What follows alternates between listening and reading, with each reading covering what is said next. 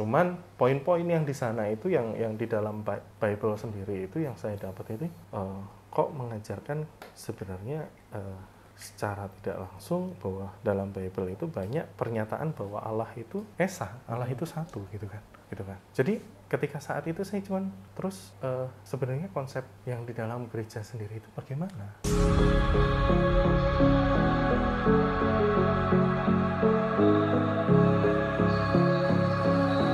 Orang tua kita telah memberikan cintanya tanpa pamrih, yuk balas mereka dengan kebaikan abadi, yakni dengan berwakaf Al-Quran atas nama mereka. Wakaf sekarang, pahala selamanya.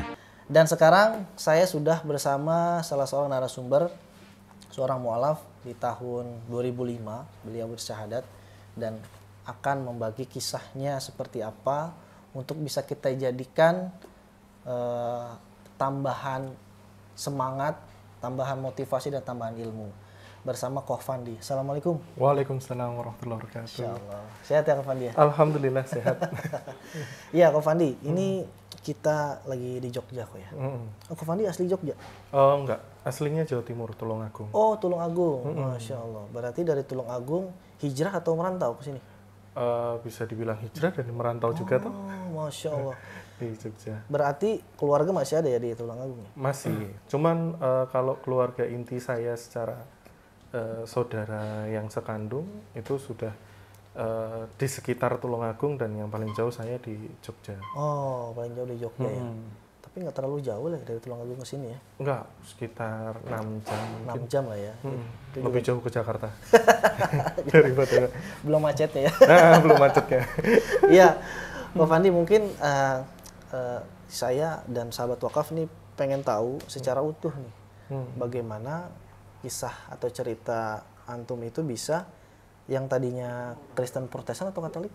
Kristen Protestan. Tadinya Protestan, tiba-tiba bisa dari 2005 itu bisa bersyahadat. Ini kan perjalanan yang nggak sebentar ya. Nah boleh nggak diceritain? Nah, sebelumnya nama saya lengkap Fandi Wiyogo Gunawan. Oke. Memang kalau sekarang kayak nggak begitu nampak Chinese-nya nggak kelihatan ya. Cuman alhamdulillah saya sendiri juga masih bisa dibilang keturunan Chinese dari yang Cina itu papi mami kan. Berarti kan saya keturunannya kan. Keturunannya betul. Cuman lahirnya di Indonesia, alhamdulillah.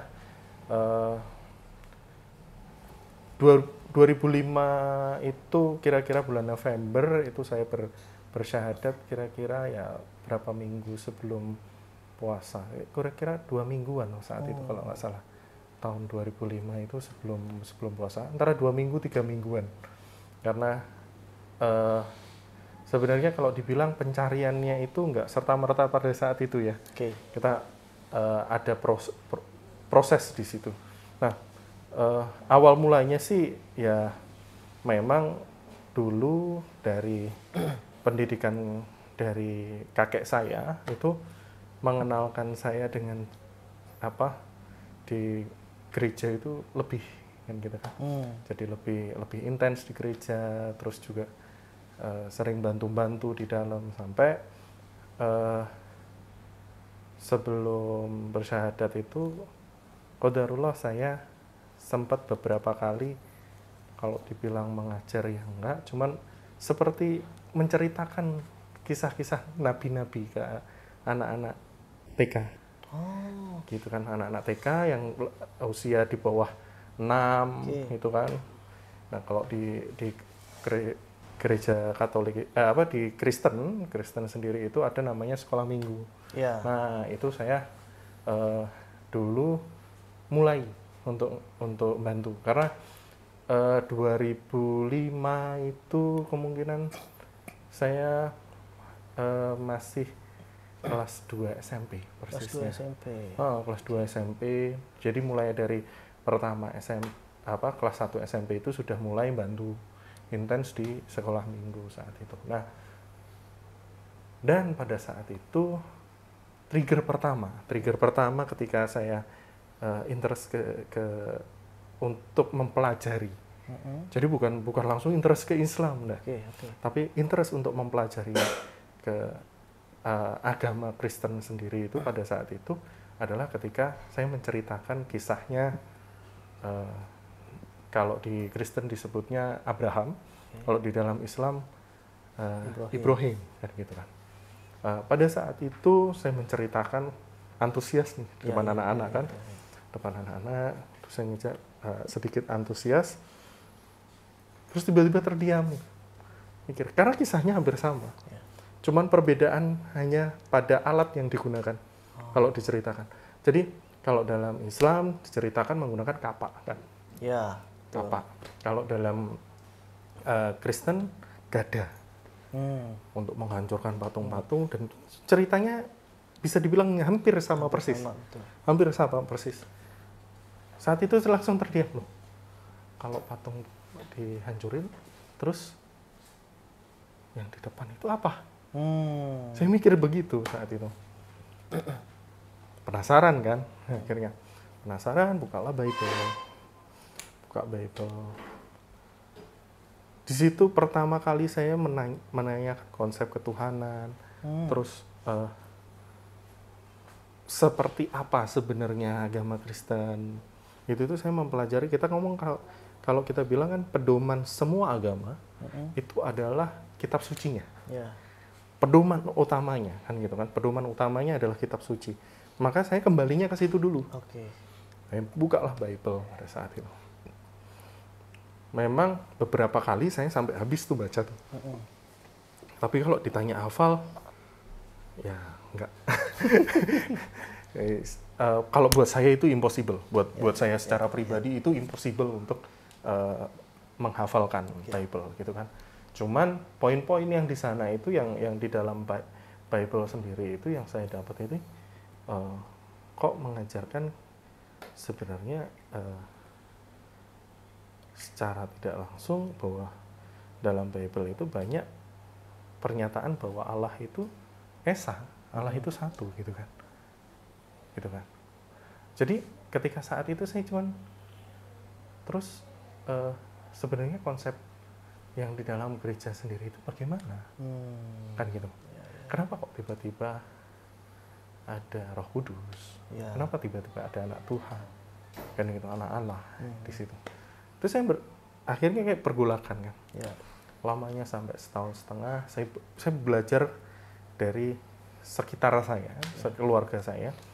Ada yang Katolik, ada yang Hindu, Buddha, terus Konghucu, rata-rata juga kalau kita bilang semua ini itu rata-rata dengan Konghucu nggak begitu, istilahnya tetap, karena Konghucu ini setengah adat tapi juga religion juga, agama juga kan gitu kan.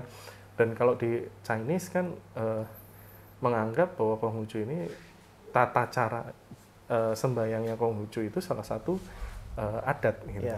Jadi mau dia di Kristen, mau dia di Katolik, mau dia di Hindu, yang paling dekat dengan Buddha kan proses beribadahnya paling dekat dengan Buddha, mirip dengan Buddha gitu kan, Konghucu. Tapi mereka tidak mau disamakan. Buddha dan Konghucu berbeda, tapi mereka mirip. Sama seperti Kristen dan Katolik, mirip tapi tidak mau disamakan, kan gitu kan. Nah, dari saya mencari itu tadi, akhirnya kayak terbenturnya pada satu gambaran yang di atas itu semua itu ada satu sosok yang tidak terwujud, tidak digambarkan dengan bentuk yang pasti. Jadi gitu, kayak misalkan di dalam Bible kan cuma menyebutkan bahwa Adam itu diciptakan dengan citra dari Allah Bapa. Nah ini kan citra di sini itu kan kita bisa bilang sudut pandang bisa, dari hal-hal yang lain kan bisa. Belum tentu dalam hal secara fisik sama gitu kan. Belum tidak ada spesifik dalam hal itu. Itu yang pertama. Terus di dalam Kristen seperti itu. Terus yang agama-agama yang lain juga sama. Dititikkan pada titik yang betul-betul tidak digambarkan dengan apapun. Bahkan kalau dalam Bible itu saat itu, saya nggak tahu kalau yang sekarang ya, apakah yang dipegang itu masih sama dengan kitab Bible yang saya baca dulu. Jadi di dalam Bible itu ada salah satu kutipan ayat itu bahwa Allah itu adalah Allah yang pencemburu. Jangan engkau gambarkan Allah Bapa di surga dengan apapun. Bahkan di rumah peribadatan itu nggak boleh ada tulisan yang untuk menggambarkan Allah Bapa di surga. Artinya sebenarnya kalau kita secara tidak langsung ini mengarahkannya ke tauhid. Tapi apakah itu murni atau tidak? Itu kan menjadi kita kajian kan gitu kan. Nah, selama pencarian itu saya bisa dibilang minim sekali literasi tentang Islam. Oke. Minim. Jadi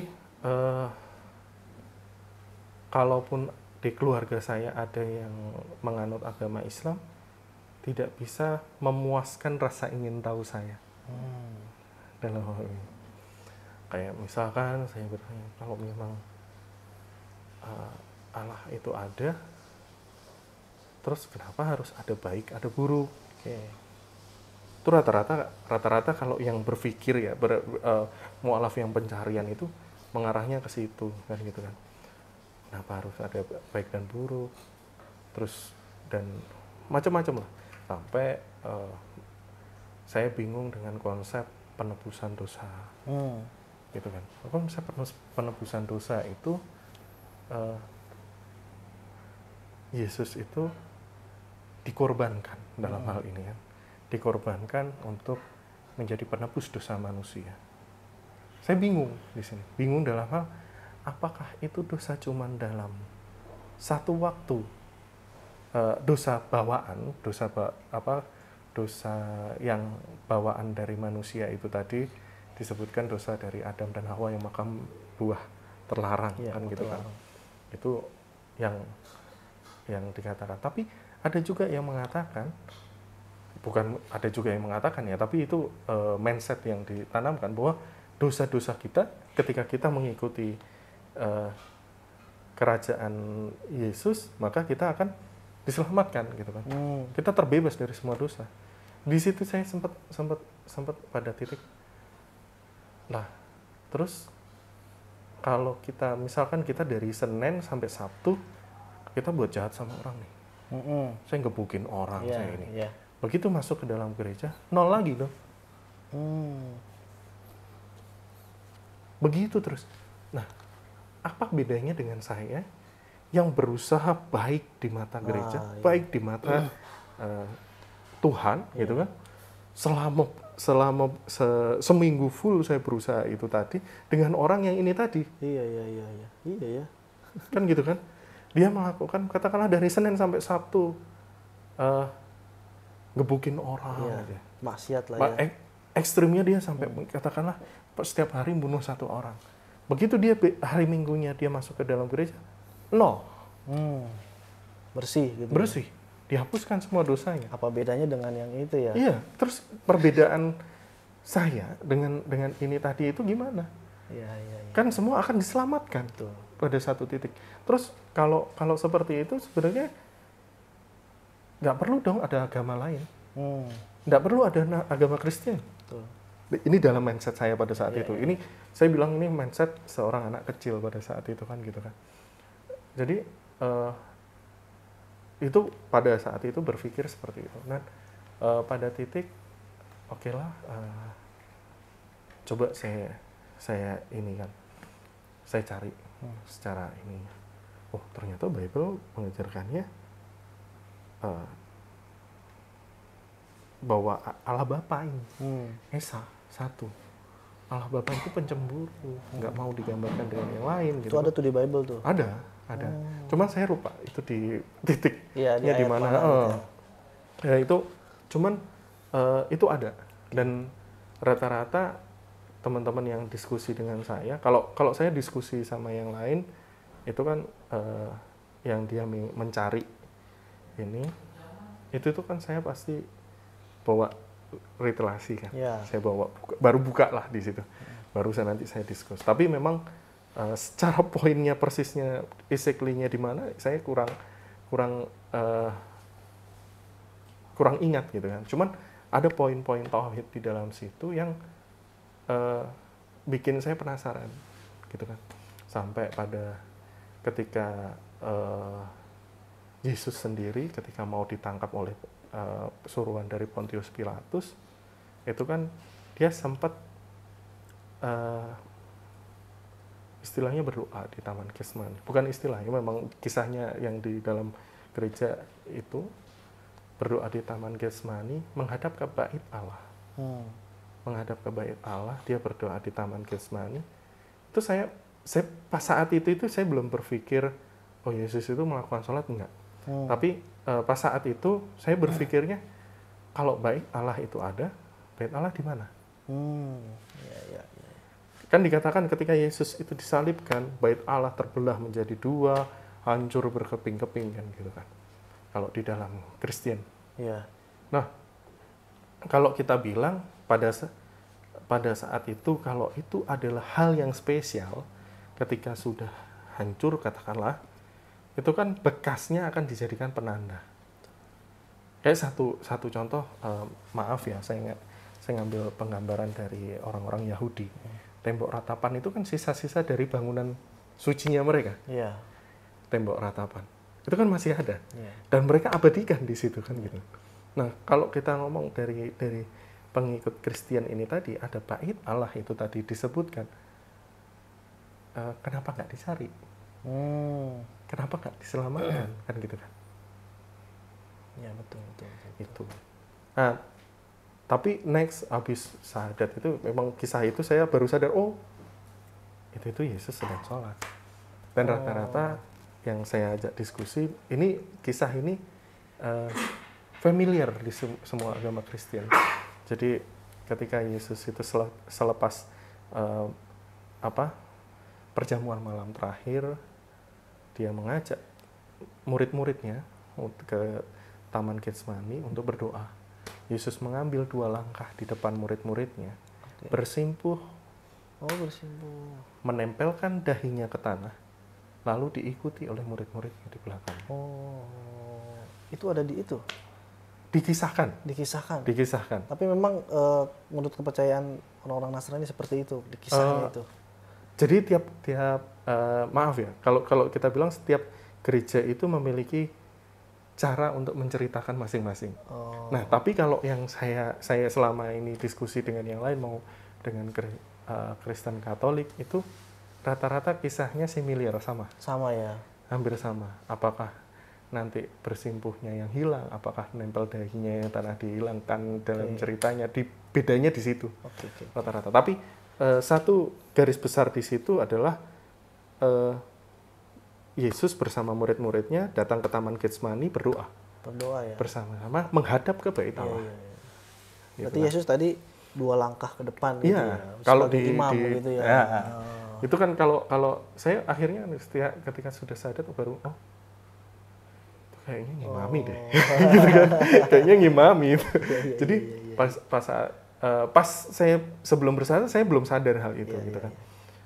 Terus kita bilang, saya sendiri proses pencarian saya itu nggak serta-merta dalam satu waktu dapat. Tapi kalau seingat saya itu antara 1,5 tahun. 1,5 tahun? Lumayan ya? 1,5 tahun. Jadi memang karena minimnya literasi dari yang lain. Saya sempat dibilang lebih ke mempercayai adanya Tuhan, tapi tidak percaya dengan agama. Dan saya ke gereja itu hanya sebatas untuk interaksi, sosialisasi. Formalitas. Gitu formalitas saja saat itu. Itu setelah sudah ada pergolakan ya? Mulai mencari, mulai baca-baca gitu kan. Dan pada saat itu kan memang saya ngelihat, ini kakekku kan gitu kan, yang sering ngajakin gereja, kasihan gitulah. Pas saat itu seperti itu. Tapi karena pas saat SMP itu saya masuk di negeri, sekolah negeri, ada beberapa, bukan berapa ya, akhirnya kan saya jadi minoritas kan, Kristen itu kan minoritas, sering ini dengan teman-teman Muslim gitu kan. Kadang-kadang kalau pelajaran agama itu kan kalau yang non itu kan diminta untuk keluar, ya kan. Saya jarang keluar, beberapa kali ngikut kelas, dengerin terus apa, terus kayak merasa asik aja gitu kan. Asiknya itu ketika kalau rata-rata ya yang mualaf yang dia berasal dari Kristen Protestan itu biasanya mereka akan memahami yang saya maksudkan. Jadi biasanya saya mengatakan itu kalau di Islam itu kita mau masuk ke masjid manapun itu menghadapnya kiblat semua. Kan gitu kan. Waktu beribadah imamnya itu ruku, kita ruku semua. Kan gitu. Imamnya itu sujud, kita sujud semua. Tapi kan kalau di ini beda kan, saya bilang gitu. Setiap sinode punya aturannya masing-masing, punya caranya masing-masing. Walaupun dia sama-sama Protestan gitu. Dan maaf ya, ini kadang yang pemahaman dari maaf sebelumnya, ada pemahaman dari teman-teman Muslim itu yang menganggap bahwa Kristen itu ada dua, Kristen Protestan sama Kristen Katolik. Padahal sebenarnya Kristen itu Protestan, Katolik adalah Katolik. Jadi tidak ada, kalau sepengetahuan saya tidak ada namanya Kristen Katolik gitu loh. Jadi Katolik ya Katolik gitu. Katolik mereka mengacunya kepada Roma. Di Roma. Jadi aturannya semua dari Vatikan. Gitu kan. Kalau Kristen enggak. Kristen berdiri berdasarkan dari sinode mereka masing-masing. Sinode ini adalah semacam aliran dalam Kristen. Karena ada banyak tuh. Kalau yang kita sering lewat di jalan-jalan kan ada banyak gereja dengan nama-nama. Nah itu nama-namanya itu adalah biasanya sinodenya. Gitu. Jadi terkadang orang-orang Muslim itu kan memandangnya bahwa di Kristen itu ada dua, Kristen Katolik sama Kristen Protestan. Padahal sebenarnya Kristen itu adalah Kristen Protestan, Katolik adalah Katolik. Jadi cuman dalam Bible-nya pun sendiri juga berbeda. Bible-nya sendiri berbeda, yang di akhir-akhir sih, di Perjanjian Baru di akhir-akhir itu ada banyak perbedaan. Gitu. Jadi sedikit memberikan masukan ya buat teman-teman Muslim bahwasanya Bible dari Kristen sendiri dan Katolik itu bisa dibilang berbeda. Ya. Walaupun penyebutannya sama, Bible atau Alkitab. Gitu kan. Walaupun penyebutannya sama, tapi secara isinya itu berbeda. Dan concern-nya pun juga berbeda. Jadi itulah kenapa saya tadi kan menceritakan bahwa saya juga sempat mempelajari yang namanya Katolik. Itu. Karena pas mulai bukan mulai sih, waktu SD itu saya ikut sekolahnya di Yayasan Katolik. Dan kalau ini dulu itu sempat diminta waktu SD itu juga untuk mimpin kegiatan-kegiatan religi di sekolah. Jadi sedikit banyak tentang Katolik dan Kristen masih memahami polanya. Jadi kalau kita bilang similar sama, hampir sama, tapi berbeda secara ininya. Dan tata cara beribadahnya pun full berbeda. Itu secara Kristen dan Katolik. Dan pada saat itu saya juga mempelajari secara dari meskipun kalau dibilang kan minim ya, mungkin nanti ketika saya menyampaikan banyak ada masukan lain kan gitu kan. Cuman pada saat saya mempelajari seperti Hindu, saya itu concern kepada penyebutan Sang Hyang Widi. Gitu kan. Itu kalau di penggambaran Hindu sepengetahuan saya, Sang Hyang Widi itu sosoknya di atas dari dewa-dewa yang mereka gambarkan. Ya. Dan itu nggak digambarkan dalam bentuk patung atau gambar gitu ya. Ya. Kalau kita ngambil dari namanya Hyang Widi, satu kan gitu kan. Yang Widi artinya satu ya. Ya. Kalau saya tidak salah arti bahasa Sanskerta dari Sang Hyang Widi itu tetap Esa juga. Nah, itu yang dari Hindu, dari Buddha pun hampir sama seperti itu. Di atasnya Siddhartha Gautama itu masih ada sosok yang ini. Siddhartha itu kan yang Buddha itu ya. Buddha. Berarti di atasnya itu ada. Masih ada lagi. Ya. Dan dari situ itu saya berpikir, oke, semua agama ini kok menggambarkannya ada sosok yang maha kuasa di atas itu semua kan, gitu kan.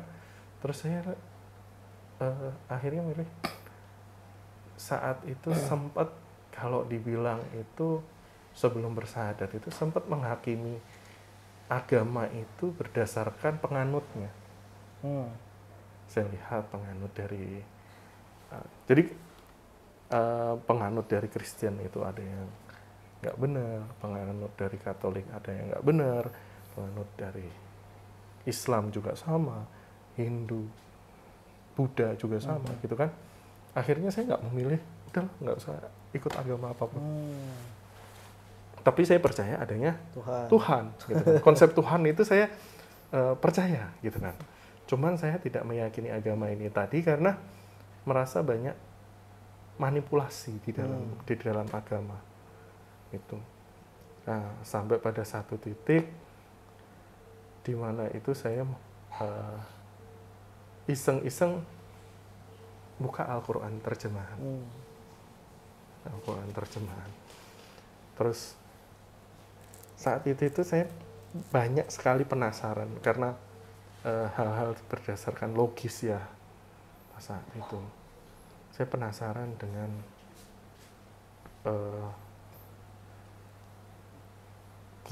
kisah di dalam Quran yang diterjemahan itu yang mengatakan bahwa Allah itu menciptakan adanya lautan yang airnya tidak bercampur. Ya kan? Itu antum pas pencarian ketemu ya, ayat itu. Pas nyari-nyari. Baca itu kan. Bentar. Kok penasaran ya? Kalau sekarang pada saat itu saya mulai cari literasi itu saya nemu berdasarkan beberapa artikel-artikel yang saya cari betul-betul. Jadi saya benar-benar nyari, dan saat itu kan awal mulanya internet ya. Tahun 2005-an itu kan awal mulanya itu, iya, tapi itu lemot sekali. Iya, kita mau di warnet itu lemot sekali. Jadi, dan itu datanya minim saat itu. Cuman saya itu penasaran dengan hal-hal yang bersifat itu kita bisa buktikan. Kita bisa buktikan. Itu saat itu yang penggugah itu dari situ saya akhirnya penasaran kan. Ini kok berani mengatakan bahwa Allah ini tadi menciptakan lautan yang airnya tidak bercampur. Nah, kalau nanti sewaktu-waktu airnya bercampur, bukan airnya bercampur, sewaktu-waktu ternyata manusia tidak menemukan hal ini. Iya. Berarti kitabnya langsung terbantahkan dong. Iya benar. Iya benar. Gitu kan? Iya. Pada saat itu pola pikir saya seperti itu. Gitu kan.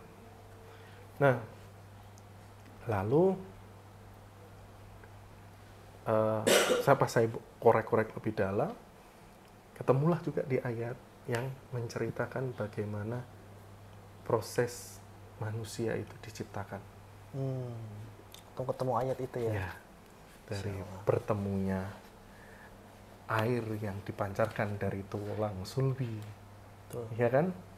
bertemu, dari situ ditumbuhkan daging, dari daging itu tadi ditumbuhkan tulang, ya kan, dihentakkan jantungnya, dan ditumbuhkan semua tangan dan kaki dari ini.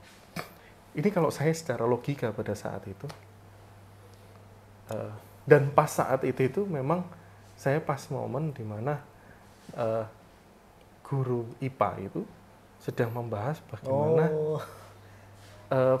ini ya manusia itu mulai reproduksi gitu kan, dari embrio, dari ini. Saya itu berpikir seperti ini.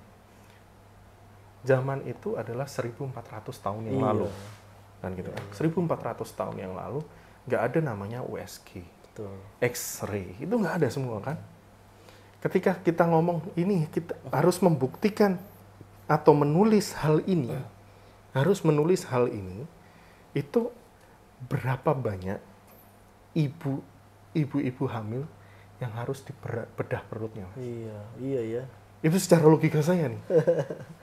Nah, kalau kita berpikir seperti itu, tapi kan tidak ada sejarah sadisnya seperti ini. Iya, nggak ada, betul. Iya kan? Tidak ada sejarah pembantaian ibu-ibu hamil dibedah perutnya, itu nggak ada. Kan gitu kan? Iya. Ini secara logika ya, saya ngomong secara logika.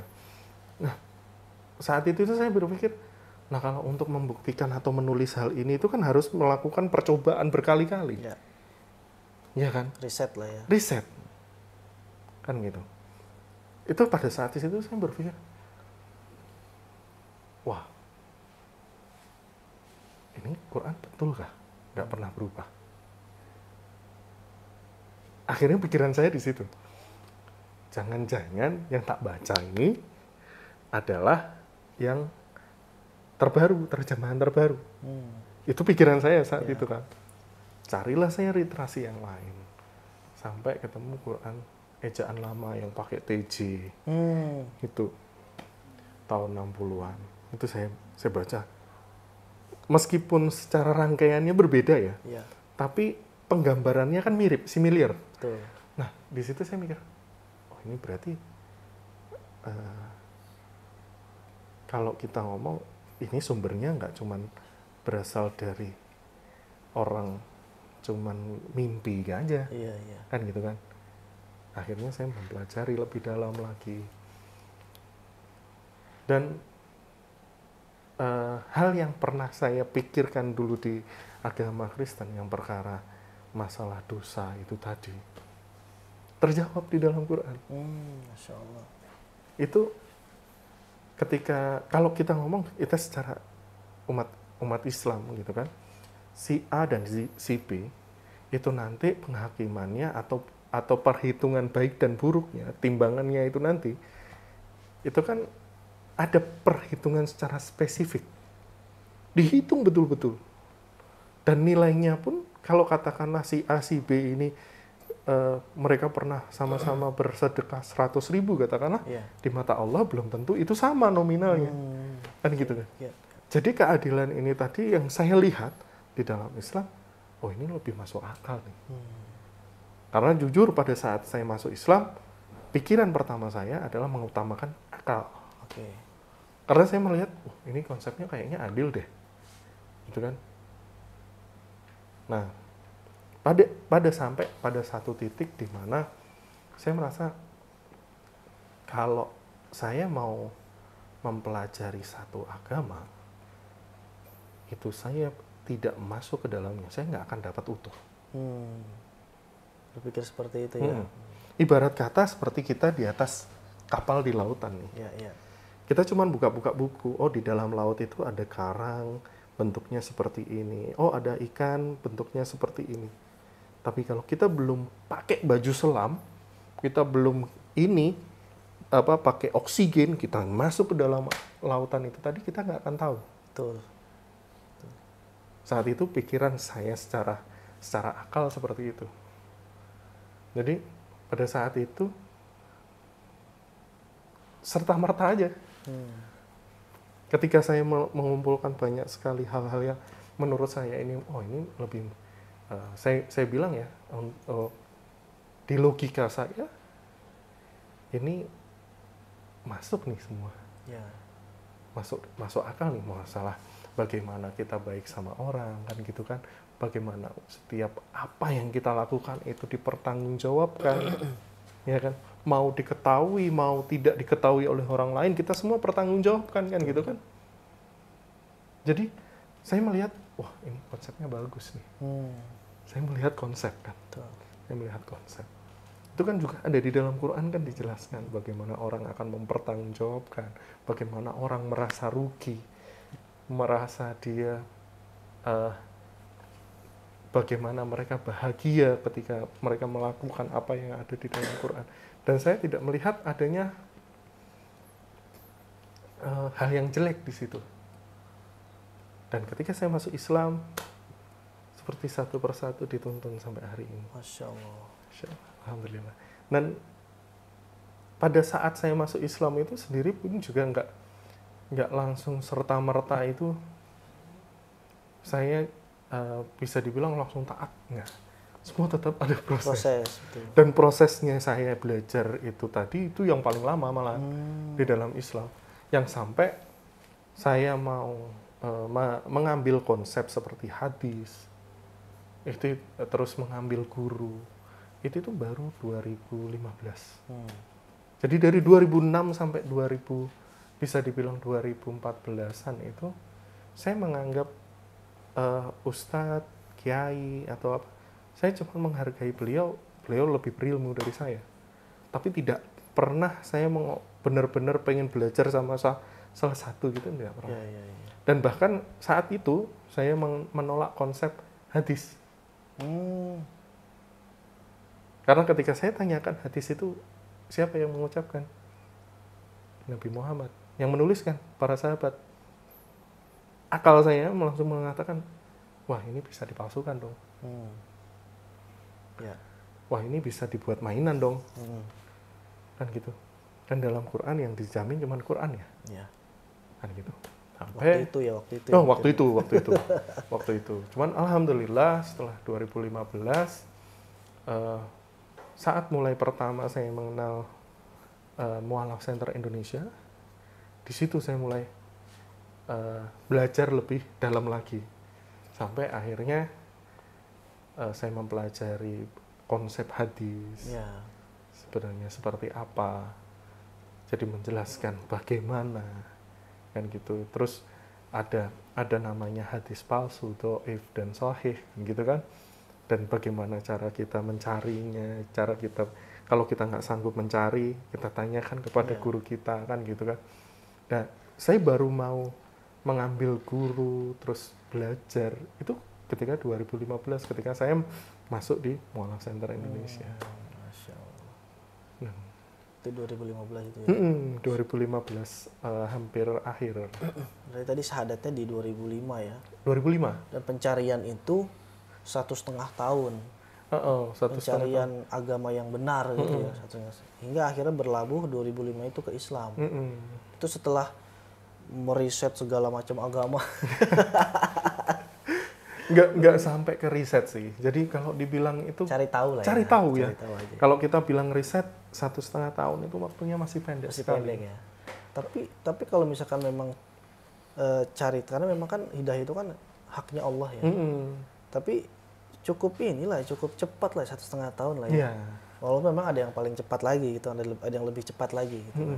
Bahkan kalau dibilang itu saya ada sampai sekarang itu dari tahun 2016 pertengahan itu mulai diskusi tentang konsep Allah, keislaman, dan itu 2016 sampai hari ini belum bersyahadat. Ada satu orang ya? Dia sampai menanyakan perkara hadis ini bagaimana. Padahal jadi sudah memahami betul dia. Udah deket banget gitu ya. Tinggal satu langkah aja. Tinggal masuk Islam tinggal satu langkah. Tapi karena saya berulang kali tanyakan dia belum siap, ya, itu kita nggak bisa maksa kan. Tuh. Gitu. Iya, karena juga kan, ya itu kan hak prerogatif Allah ya. Hidayah itu kan. Ya, karena kan pamannya Nabi aja kan nggak dikasih hidayah sama Allah. Dan kalau saya secara pribadi itu mengatakan begini, Mas, hidayah itu salah satu pintu pertamanya itu adalah kita buka 3 pintu. Mata, telinga, dan hati. Hati, ya betul. Karena dari situ bisa masuk ya. Hidayah baru bisa masuk. Kalau kita bilang kita nutup satu mata tapi membuka yang lain, telinga dan hati, insya Allah bisa. Ya. Kita nutup hati, buka mata, buka telinga, insya Allah masih bisa. Bisa. Tapi kalau ketiga-tiganya tutup, nggak bisa. Sulit. Betul. Meskipun banyak kita tahu. Betul. Masya Allah. Dan sampai hari ini itu kan kita sebenarnya senantiasa dijaga oleh Allah dari hidayah, Mas. Betul. Diberikan hidayah senantiasa. Kalau saya sih menggambarkan seperti apa, azan, panggilan azan itu adalah panggilan hidayah buat kita. Justru kalau saya berpikirnya, secara analogi, bukan analogi juga apa ya.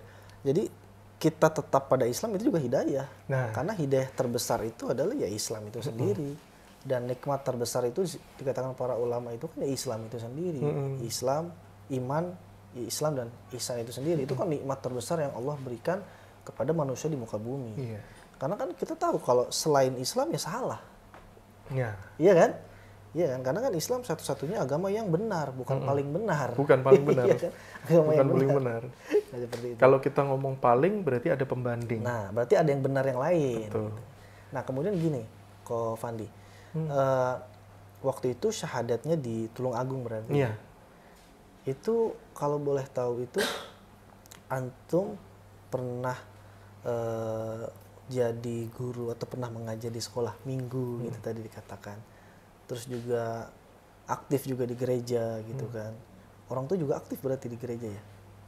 Saat itu sih ya dari kakek, papi, mami lumayan aktif juga. Cuman alhamdulillahnya memang saya sendiri secara satu keluarga itu sudah masuk Islam semua. Oh, Masya Allah. Papi, mami, saya, kakak saya perempuan, Cece, terus saya, Mimi, adik saya perempuan, sama adik saya yang laki-laki yang paling akhir. Alhamdulillah sudah masuk Islam semua. Berarti secara keseluruhan masuk Islam di tahun berapa itu kok? Perjalanan ya mulai dari saya itu sampai akhirnya semuanya finish semua itu di 2012. 2012? Belum lama ya. Jadi semua satu persatu momennya. Nah setelah Kofandi siapa tuh yang selanjutnya? Kalau ini Mami yang 2010, terus adik saya laki-laki juga di 2010. Papi antara 2010-2011an. Terus kakak saya perempuan 2012, adik saya perempuan 2012.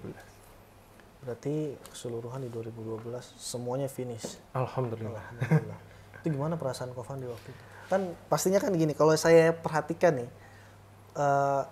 setiap mualaf itu pasti punya tantangan tersendiri setelah dia bersyahadat. Nah, kemudian yang paling dirasakan sangat-sangat bahagia itu adalah ketika yang tadinya kontra dengan kita, terus kemudian dia jadi bergandengan tangan dengan kita. Itu gimana tuh perasaannya? Kalau dibilang tidak bisa digambarkan ya, Mas. Insya Allah, kalau dari Islam sendiri kan, bagaimana kita berkumpul di dunia saat ini, ketika kita nanti terus memeluk agama Islam sampai akhir hayat, dan semoga Allah jaga kita semua. Amin. Insya Allah nanti kita akan dikumpulkan di sana kan, bersama dengan keluarga. Insya Allah nanti bersama dengan antum. Amin ya Allah. Ada tim di BWA juga kan gitu kan. Kalau nanti nggak ketemu cari saya, Mas. Nah, saya yang minta. Insya Allah. Jadi tidak ada rasa apapun yang bisa digambarkan. Bahkan sampai saat ini kalau saya melihat ada seorang yang dari tidak mengenal agama Islam, dia masuk Islam, saya aja rasanya bahagia, terharu sekali. Kan gitu kan. Sampai ya apalagi kalau itu kita bilang adalah keluarga kita. Satu nasab, satu darah keturunan, kan gitu kan. Itu adalah rasa bahagia yang wah Masya Allah gitu kan. Nggak bisa digambarkan, betul. Iya, nggak bisa digambarkan kalau dibilang. Jadi kalau secara garis kan kayak papi, mami, terus ini kan backgroundnya juga bukan dari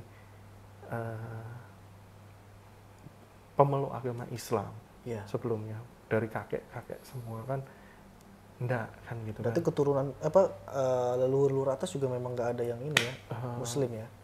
Sepengetahuan saya enggak ada. Enggak ada. Karena memang kalau dari kakek saya semua itu baru masuk ke Indonesia sudah besar semua. Jadi memang sebelum masa kemerdekaan pada masuk ke Indonesia itu posisi langsung ngimpor dari sana gitu kan. Dari China langsung? Iya, dari baru datang. Berarti antum leluhurnya memang asli sana ya? Asli China? Ya, insya Allah. Berarti memang nggak ada pernah sama sekali mengenal Islam ya? Nah, kalau dibilang secara ke atasnya sama sekali, kita nggak tahu ya. Artinya yang cuman secara yang ya? terdekat enggak ya? Enggak. Ya, belum. Semaksimalnya kakek lah ya. Seperti itu ya. Kakek itu belum. Jadi kalau dibilang yang generasi-generasi di angkatan saya adalah generasi-generasi trigger. Nggak cuman ke Islam aja, tapi ke agama-agama yang lain adalah trigger untuk masuk ke agama yang lain. Kalau dari yang dulu kan Konghucu. Iya. Awalnya. Oh iya benar. Oh bukan Buddha ya malah Konghucu ya? Bukan, lebih ke Konghucunya. Oh yang tadi yang bilang kayak ibadah dengan budaya itu tadi ya? Jadi kayak kalau di Chinese sendiri kan Konghucu itu seperti budaya. Betul. Jadi mereka tidak menjadikan Konghucu ini sebagai religion yang betul-betul di ini. Kalau mereka dari Kristen, mereka mau melaksanakan ibadah Konghucu gitu kan, itu nggak ada larangan, nggak ada apa, udah silahkan. Udah ini. Cuman kalau kita, karena saya sendiri sudah masuk Islam, akhirnya kita bilang budaya yang kita serap adalah budaya yang selaras dengan agama kita. Kan gitu, yang tidak ada unsur kesyirikan, tidak ada unsur menduakan Allah. Ya kan, misalkan kayak berpakaian, saya mau pakai baju yang model Chinese yang kancingnya di samping, tidak ada masalah, kan gitu kan. Tapi ketika saya sudah mengacu kepada ibadah, nah itu yang saya harus menolak kan gitu kan. Jadi perayaan-perayaan yang mengacu kepada ibadah saya pasti sudah nggak ikut gitu. Dan sudah agak lama itu saya nggak ngikut dari keluarga, jadi mulai 2012 sudah mulai nggak mengikuti ya. Ya akhirnya kan alhamdulillahnya di 2012 semuanya finish di Islam. Orang tua masih ada kok? Alhamdulillah mama papi meninggal dalam posisi Muslim semua. Tahun berapa kok kalau mereka meninggal? Mami itu perkiraan 2 minggu setelah bersyahadat. Mami. Terus Masya Allah. Kalau papi itu kemarin di 2019 meninggalnya. Berarti setelah 2012 ke 2019 itu papi mah tahun 2010 ya? 2010-2011an. Ya antara segitu ya, 2010-2011. Nah jadi maminya Ko Fandi itu 2012 itu 2010. Mohon maaf, 2010 syahadat, kemudian 2 minggu setelah syahadat meninggal. Itu wasilahnya Ko Fandi ya? Kalau dibilang secara full itu ya kita saya nggak berani mengatakan seperti itu ya wasilah adalah saya. Tapi memang dari mulai saya syahadat, terus habis itu mami sampai akhirnya syahadat kan banyak diskusi pasti.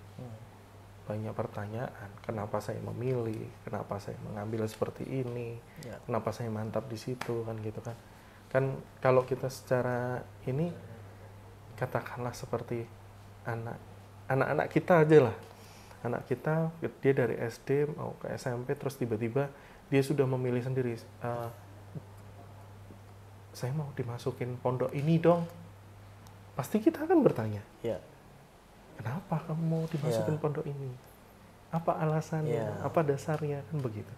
Sama seperti ketika saya convert to Islam, mami itu juga bertanya dengan hal-hal seperti itu. Kalau kita bilang reaksi dari orang tua, kalau kita langsung bilang 100% menerima, ya nggak langsung seperti itu. Ada cerita, ada cerita, ada kisah. Dan sampai mami itu meninggal memang dalam posisi pas saat itu sempat sakit keras. Dan memang pas saat-saat terakhirnya itu banyak saya yang mendampingi. Jadi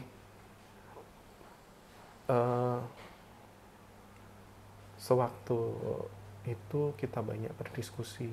Bahkan pas saat itu saya masih ingat mami itu sebelum kita diskusi panjang lebar dalam, mami itu sempat berkata, Van, kalau nanti mami itu agak kuat terus pengen ke gereja, kamu mau antar enggak? Kita antar, tapi mami maunya kamu duduk di sebelahnya mami, megangin mami. Mau? Pas saat itu refleks itu langsung jawab mau. Nggak apa-apa, mami mau ke gereja tak antar.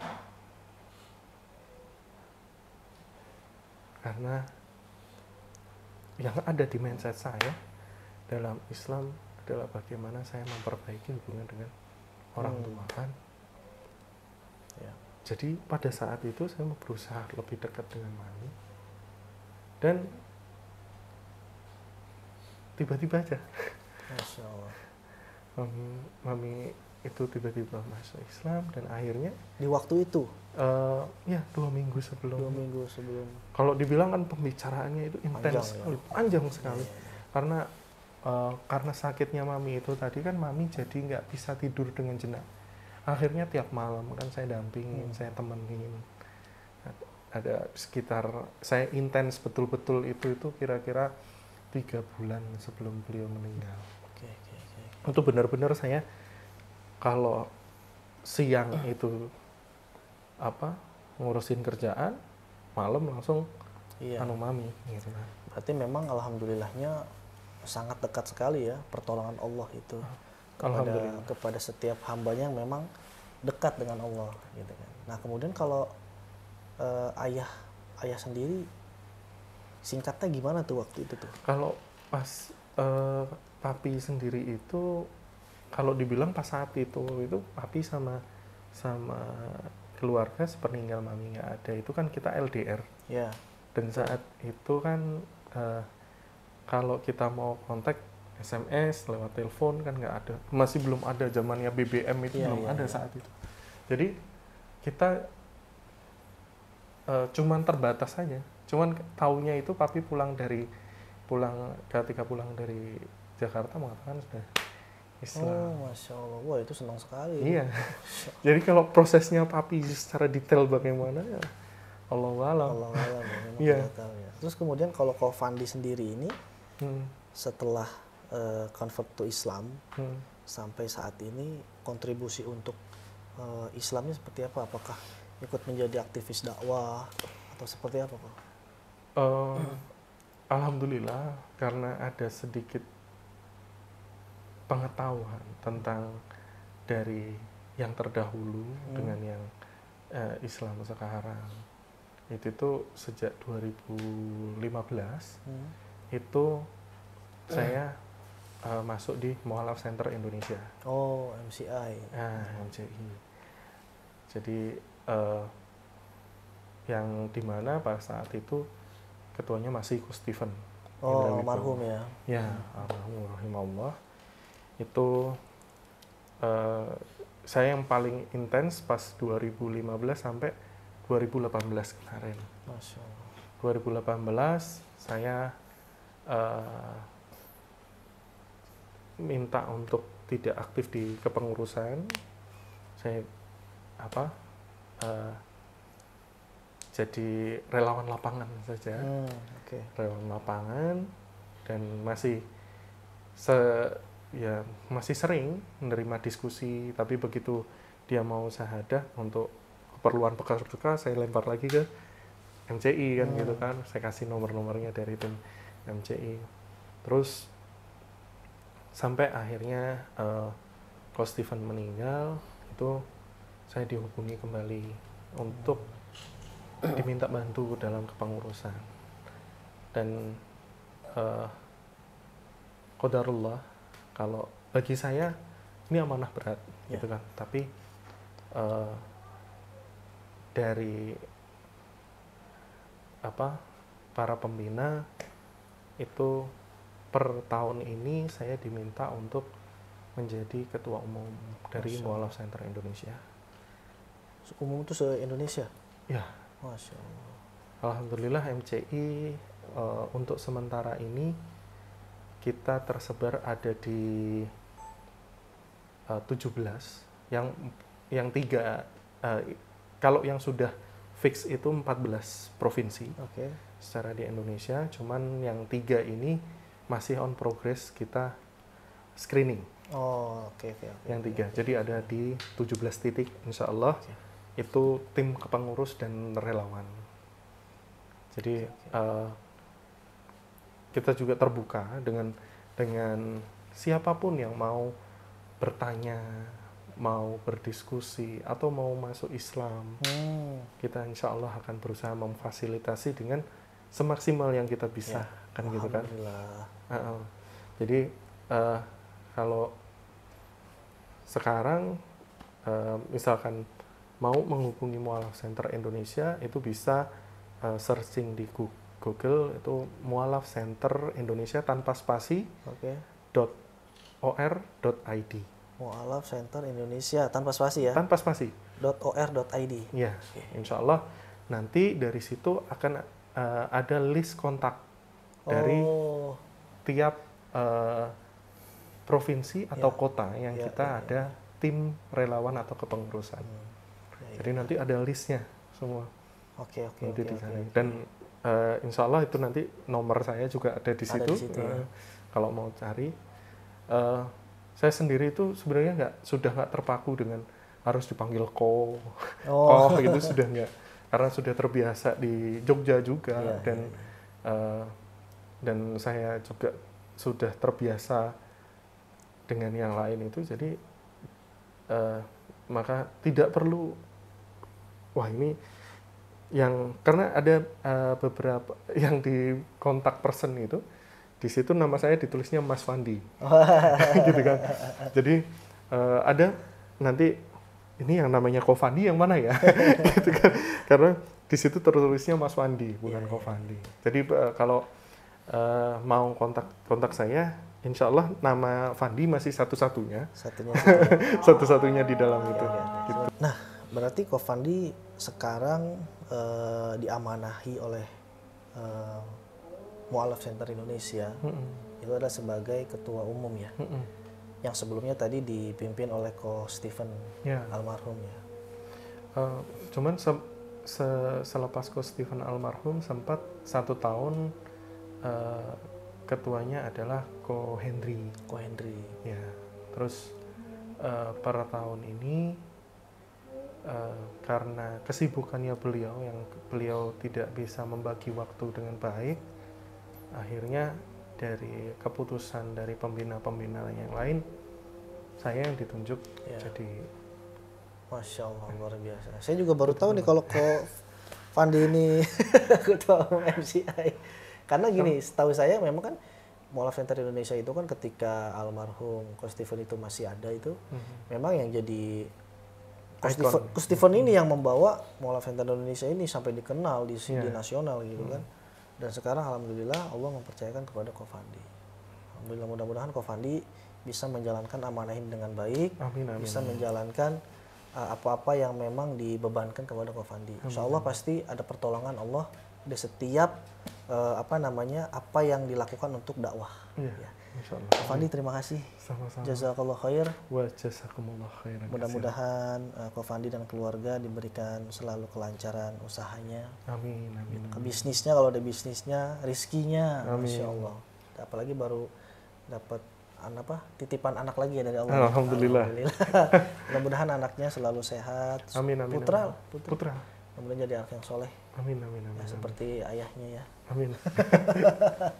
Mudah-mudahan juga kita semua yang menyaksikan konten video ini bisa mendapat pencerahan dari kisahnya Ko Fandi. Ya. Terima kasih Ko Fandi. Sama-sama. Baik sahabat wakaf, itu tadi Ko Fandi yang memang sangat-sangat inspiratif dan motivatif buat kita ya. Kisahnya. Jadi pencarian yang begitu cukup lama ya, 1,5 tahun. Dan kemudian setelah itu diikuti oleh keluarganya bertahap ya. Dan di 2012 alhamdulillah semuanya finish di Islam. Dan yang bikin saya merinding itu adalah ketika maminya Ko Fandi itu bersyahadat, 2 minggu kemudian maminya kemudian diselamatkan oleh Allah, yaitu dipanggil ke hadirat Allah Subhanahu wa taala. Dan ini menjadi menjadi pukulan keras buat kita bahwa memang yang benar-benar tulus hanya yang benar-benar tulus cinta kepada Allah dan juga cinta kepada Islam yang akan segera diselamatkan oleh Allah Subhanahu wa taala. Terima kasih sahabat wakaf sudah menyaksikan. Mudah-mudahan ini bermanfaat. Jika memang ini bagus kontennya, silakan share, kemudian komen, like, dan jangan lupa subscribe channel Wakaf TV agar kami semakin semangat untuk bisa memberikan konten-konten yang bermanfaat, informatif, dan edukatif. Dan jangan lupa untuk selalu semangat dalam menjalankan ibadah. Terima kasih. Assalamualaikum warahmatullahi wabarakatuh.